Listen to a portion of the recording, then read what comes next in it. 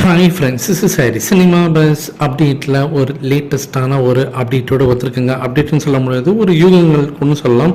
Sun pictures Amir Khan அவர்களுடைய அந்த first look poster release பண்ணதுலேருந்து ஏகப்பட்ட அந்த கண்ணோட்டங்கள், ஏகப்பட்ட பார்வைகள், ஏகப்பட்ட விஷயங்கள் பற்றினாக்கா அந்த சொல்லுவாங்க பார்த்தீங்களா, இப்படி இருக்குமோ அப்படி இருக்குமோ அப்படின்னு சொல்லிட்டு இவங்களா ஒரு தியரி, இவங்களா பற்றினாக்கா ஒரு கான்ட்ரவர்சி, இவங்களா வந்து பார்த்தினாக்கா ஒரு விஷயங்கள் பற்றினாக்கா கொண்டு வராங்க நெட்டிசன்ஸ்லாம்.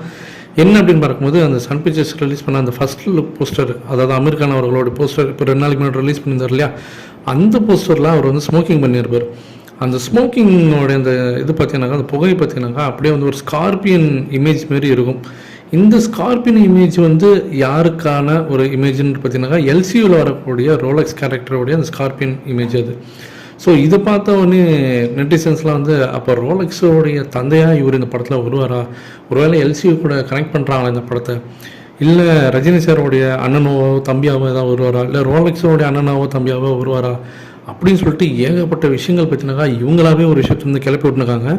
ஆனால் அதுக்கு ஏற்றாற்போல் தான் சமீபத்தில் வந்துருக்கக்கூடிய சன் பிக்சர்ஸ் ரிலீஸ் பண்ண அந்த வீடியோ சாங், அதாவது கூலி பவர் ஹவுஸ், அந்த பாடலோடைய பேக்ரவுண்ட்லாம் பார்த்தீங்கன்னாக்கா கைதி படத்தில் வரக்கூடிய அந்த கேரக்டர்ஸ், விக்ரம் படத்தில் வரக்கூடிய கேரக்டர்ஸ் அதே காஸ்டியூமில் வந்து நிற்பாங்க. இதை பற்றி நம்ம ஏற்கனவே ஒரு வீடியோவும் வந்து ஒரு மாதம் முன்னாடி போட்டிருந்தோம்.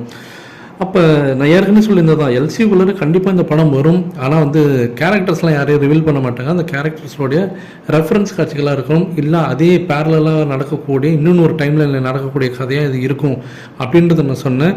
ஸோ அப்படி தான் இந்த அமீர் கான் அவர்களுடைய இந்த கேரக்டரும் உள்ளே வரப்போகுது அப்படின்ற மாதிரி நமக்கு தெரியுது. ஸோ வெயிட் பண்ணி தான் பார்க்கணும், ஏதோ பெருசாக சம்பவம் பண்ண போகிறான்னு நினைக்கிறேன். ஏன்னா அமீர் கான் எப்போதுமே ஸ்மோக்கிங் பண்ண மாதிரிலாம் அவர் வந்து அவரோட படத்துக்கே நடிச்சிருக்க மாட்டார். அவரோட பட போஸ்டர்லாம் அந்த மாதிரிலாம் இருக்காது, ரொம்ப ரகுடாலாம் இருக்காது.